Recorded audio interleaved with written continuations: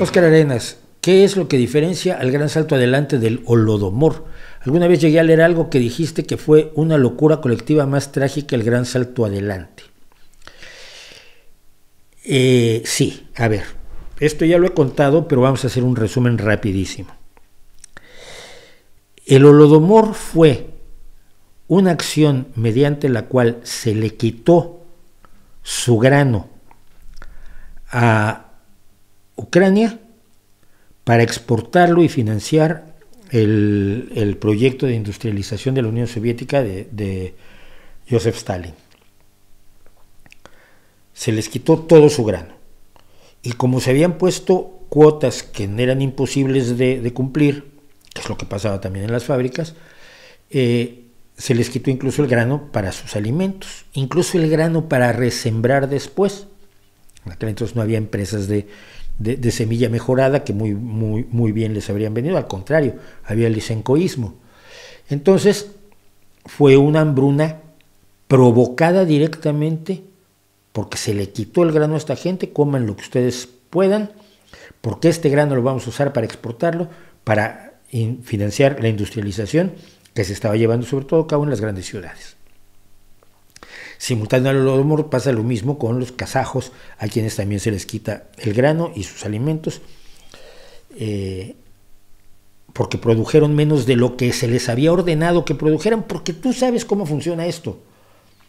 Si el señor líder, secretario general del Partido Comunista, primer ministro y amo de vidas y haciendas, dice que tienes que producir tantas toneladas de trigo, y en tu tierra pues no da para tantas toneladas, o tuviste problemas de sequía o de inundación o de plagas o de todas esas cosas que le pasan a los agricultores y que la ciencia y la biotecnología luchan para que no les pasen, y no, o simple y sencillamente te pusieron una cuota que era más alta de lo que es razonable que produzca tu tierra, es culpa tuya. A ti te ordenaron que lo produjeras, ¿cómo es que no lo produces? Y así se armó toda la economía en la Unión Soviética. Bueno, es el Holodomor. El Gran Salto Adelante es toda una sucesión de estupideces, desde usar sistemas lisencoístas para plantar y tener mayor productividad agrícola, que no se obtuvo porque todas las propuestas lisencoístas eran delirantes, hasta locuras como las 4 plagas, cuando se decidió matar a las 4 plagas, que eran las ratas, los mosquitos, no me acuerdo cuál era el otro, y los gorriones. Y la lógica de Mao, porque ahí Mao dice y todo el mundo hace, la lógica de Mao era que los gorriones se comían las semillas. Cuando tú sembrabas, venían los gorriones, se comían parte de la semilla, entonces era una plaga. Había que matar gorriones. Se mataron gorriones por millones. Hay fotos donde vienen carretas llenas de gorrioncitos asesinados. A los niños se les daban resorteras, tirachinas, como les digan en tu país, que siempre les dirán distinto, para que mataran gorriones, y los niños venían con 25 gorriones que habían matado y eran pequeños héroes de la revolución. Y solo un hombre que le fue bastante mal durante mucho tiempo, hoy es reconocido como un genio, uno de los grandes biólogos chinos, no me acuerdo su nombre desgraciadamente, levantó la voz y dijo, no, espérate, que los gorriones cuando no se comen las semillas se comen las plagas. Y le dijeron, tú no eres un buen revolucionario y tú no aprecias la genialidad de Mao, y bueno, lo pasó mal. Fue el único. Y entonces, ¿qué se hizo? Efectivamente, se mató muchísimos gorriones, se plantó, no se comieron las semillas los gorriones, las semillas germinaron más de las necesarias, como siempre pasa. Hubo que arrancar parte de las plantas para que las otras pudieran prosperar, y entonces llegaron las plagas que no tenían gorriones, que se las comieron y arrasaron buena parte de las cosechas.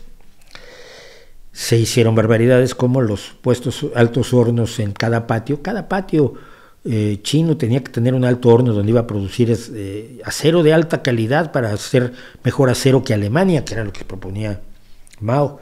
No, resultó que salía un acero de pésima calidad de esos altos hornos, como es lógico, no tenían la tecnología.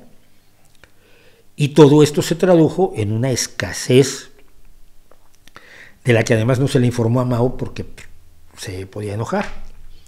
Entonces, desde los niveles más bajos hasta los niveles más altos de la jerarquía del Partido Comunista, se estuvieron encubriendo y finalmente quitándole los todos sus alimentos a los campesinos chinos para entregarlos a las arcas nacionales y para comer los propios miembros de la jerarquía del Partido Comunista. Entonces, es un horror mucho más colectivo y involuntario en cierta medida, por lo menos hasta el momento en que empieza a haber hambre en realidad. Es más involuntario que el Holodomor, donde era clarísimo que si tú a la gente le quitas lo que tiene de comer y supones que tiene guardado, escondido, porque es un contrarrevolucionario malvado, burgués, menchevique, rico, oculto, enemigo del proletariado, y seguramente tiene guardado algo para comer, y tú sabes que no lo tiene. Creo que es mucho más voluntario el crimen del Holodomor que el Gran Salto Adelante, ¿no? No que deje de ser un crimen para nada el Gran Salto Adelante. Es un crimen adicionado con una cantidad de estupidez, ignorancia, desprecio a la ciencia, autocracia, arrogancia y endiosamiento de un personaje como Mao, que sí es un crimen feroz, pero creo que el Holodomor es un crimen mucho más directo. Quitas la comida a los ucranianos, que se mueran de hambre.